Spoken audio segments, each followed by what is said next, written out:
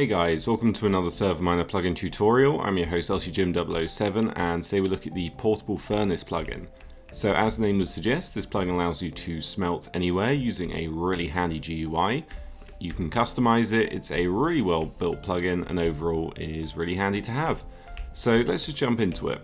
So instead of using one of these to smelt our ore, we can do /portable furnace and then there's a few commands. So if we go into the menu first of all, we can see we can open the furnace here. We can also use another command or a blaze rod for that. Statistics, so we can see that we have smelted 64 items and it shows the total time and average speed. And then we can see what level we are, the fuel statistics, and then the achievements over here. We can go to upgrades, so you can purchase a speed upgrade as well as an efficiency upgrade. And then finally we have the furnace. So I smelted a whole stack of iron earlier, and all we need to do to use this is pop some ore or anything in the left that we can smelt, and then pop some coal in the right hand side, and now you will see that on the right it's showing the fuel counting down, and then on the left it's going to show the progress for each ore that it's going to smelt, and then in the middle it's going to be whatever item you are smelting. And then if we exit out of the GUI, you can see at the bottom that it is indicating the percentage it's on for each one, so you can keep an eye on that, and once that disappears you know your stack is completed. We can also sneak with a blaze rod and right click, and that is also going to open the GUI for the furnace, and we can quickly take stuff out of there if we wanted. And then of course there is the open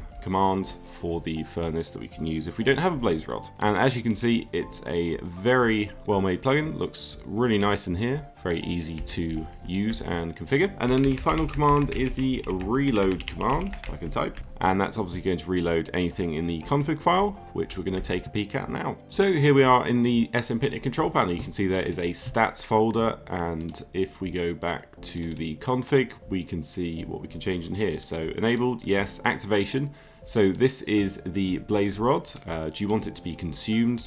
I've got that set to false, but you could set it to true. And then we have a few other things such as the cooldown and a message about cooldown if you're using it too much, for example. Do we want to enable fuelless smelting? And then if we scroll down a bit more, we've got the effects we can change. We've got the stats. Here are the upgrades, so that currently there's only 2, and you can see the multiplier and the cost, so you could change that if you wanted to. And then there's a few other things such as themes and sounds you could change if you wanted, but you don't really have to. Here we are on the spigot page. You can see it's updated for 1.21, and if we scroll down, we've got loads of good information about it and the placeholders. But if you need a server to host it on, check out ServerMiner.com for the best and cheapest hosting around. That's it for me. Subscribe, like, comment, and I'll see you next time.